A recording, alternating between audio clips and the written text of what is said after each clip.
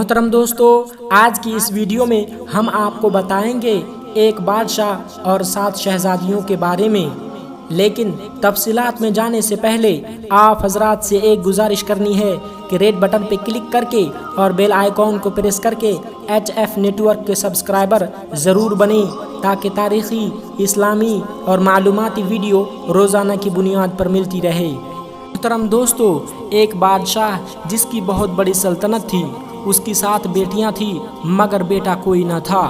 وہ جب خوش ہوتا تھا تو مجمع لگاتا اور لوگوں سے سوال کرتا تھا، اور جو اس کے سوال کا جواب دے دیتا اس کو اس کا من چاہا انعام بھی ملتا تھا۔ ایک دن بادشاہ بہت خوش تھا۔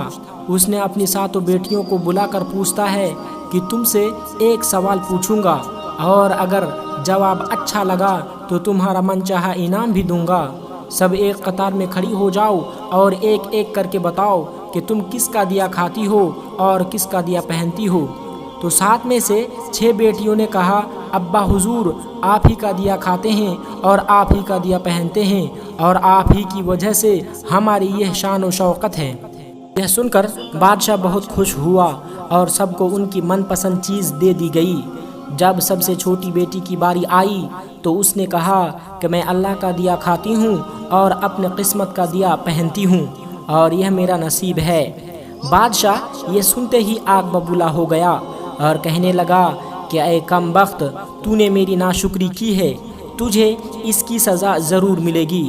شہزادی نے کہا، جو حکم ابا حضور۔ بادشاہ نے سپاہیوں کو حکم دیا، جاؤ اسے جنگل میں چھوڑ آؤ، میں بھی دیکھتا ہوں کہ یہ میرے بغیر کیسے اللہ کا دیا کھاتی ہے اور اپنے نصیب کا دیا پہنتی ہے۔ شہزادی سے تمام زیورات واپس لے لیے گئے اور خستہ حال کپڑوں میں بغیر کسی ساز و سامان کے بادشاہ کے حکم کے مطابق جنگل میں تنہا چھوڑ دیا گیا۔ لیکن شہزادی بہت پرسکون اور مطمئن اور اللہ پر توکل اور بھروسہ تھا کہ جس نے رزق اور جو عیش و عشرت میرے نصیب میں لکھی ہے وہ مجھے ضرور ملے گی۔ سب سپاہی شہزادی کو چھوڑ کر واپس چلے گئے۔ شہزادی جنگل کو دیکھنے لگی کہ چاروں طرف درخت ہی درخت ہے، اور دوپہر سے شام ہونے والی تھی کہ شہزادی نے سوچا کہ کیوں نہ کچھ لکڑیاں جمع کر لوں تاکہ رات کو آگ جلاؤں، پھر کوئی جنگلی جانور بھی پاس نہیں آئے گا اور رات بھی گزر جائے گی۔ شہزادی جنگل میں لکڑیاں ڈھونڈنے چل پڑی۔ اس کی نظر ایک جھوپڑی پر پڑی جہاں ایک بکری بندھی ہوئی تھی اور اندر سے کھانسنے کی آواز آ رہی تھی۔ پہلے تو شہزادی بہت حیران ہوئی کہ اتنی ویران جگہ پر جھوپڑی۔ جب وہ جھوپڑی کے اندر داخل ہوئی تو کیا دیکھتی ہے کہ ایک بوڑھا ضعیف شخص ایک چارپائی پر لیٹا ہے اور کھانستے کھانستے پانی پانی پکار رہا ہے۔ شہزادی ادھر ادھر دیکھتی ہے کہ کونے میں پانی کا مشکیزہ رکھا ہوا ہوتا ہے۔ وہ گلاس میں پانی بھر کے بوڑھے ضعیف کو پلاتی ہے اور جھوپڑی کی صاف صفائی کرتی ہے۔ اتنے میں بوڑھا ضعیف شہزادی کو پوچھتا ہے کہ بیٹی، تم کون ہو اور اتنے بڑے جنگل میں تم اکیلی کیا کر رہی ہو؟ تب شہزادی اسے بتاتی ہے کہ وہ یہاں کیسے پہنچی۔ بوڑھا ضعیف اسے جھوپڑی میں ہی رہنے کے لیے کہتا ہے اور اس سے بولتا ہے کہ میں شہر کام کرنے جاتا ہوں، صبح شہر چلا جاؤں گا اور 8 دن کے بعد واپس آؤں گا۔ تم یہیں رہو، جھوپڑی میں کھانے کا سامان ہے اور ندی پاس ہی میں ہے، وہاں سے تم گھڑا بھر کر لے آنا۔ صبح کو بوڑھا آدمی شہر چلا جاتا ہے اور شہزادی جھوپڑی میں ہی اکیلی رہتی ہے۔ بکری کا دودھ دو کر اور آدھا اپنے لیے رکھتی ہے اور آدھا باہر کونے کے برتن میں ڈال کر رکھ دیتی ہے کہ رات کو کوئی جانور بھوکا یا پیاسا ہوگا تو پی لے گا، اور خود اندر آ کر سو جاتی ہے۔ صبح سویرے جب شہزادی اٹھتی ہے تو کیا دیکھتی ہے کہ دودھ کا برتن خالی اور پاس ایک لال پڑا ہوا ہوتا ہے جو دیکھنے میں بہت نایاب اور قیمتی معلوم ہوتا ہے، اور پاس ہی سانپ کے نشان موجود ہوتے ہیں۔ تب شہزادی کو یاد آتا ہے کہ بچپن میں سنا تھا کہ جب نایاب سانپ خوش ہوتا ہے تو ایک ایسا لال اگلتا ہے جس کی قیمت ہیرے زیورات سے بھی بہت زیادہ مہنگی ہوتی ہے۔ शहजादी बहुत हैरान होती है और दिल में सोचती है कि शायद सांप भूखा था, इसलिए वह दूध पीकर लाल छोड़ गया। फिर वह लाल नगीना को उठाकर अपने पास रख लेती है। फिर अगली रात शहजादी बर्तन में दूध रख देती है और अगली सुबह जब देखती है तो फिर एक लाल पड़ा हुआ होता है।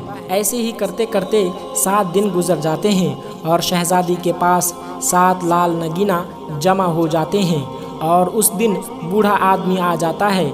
तब शहजादी पूरा वाक़या बयान करती है और लाल नगीना दिखाती है और 3 नगीना बूढ़े आदमी को दे देती है और कहती है कि शहर जाकर ये नगीने बेच दो और आते वक्त महल बनाने वाले मजदूर कर लाना।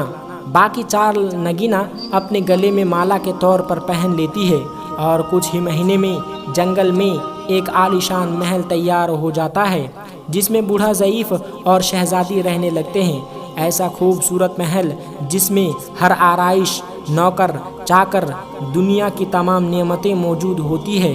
शहजादी जंगल में एक लकड़ी की दुकान खोल देती है जिसमें गरीब काम करते हैं, उनकी रोटी भी चलती है।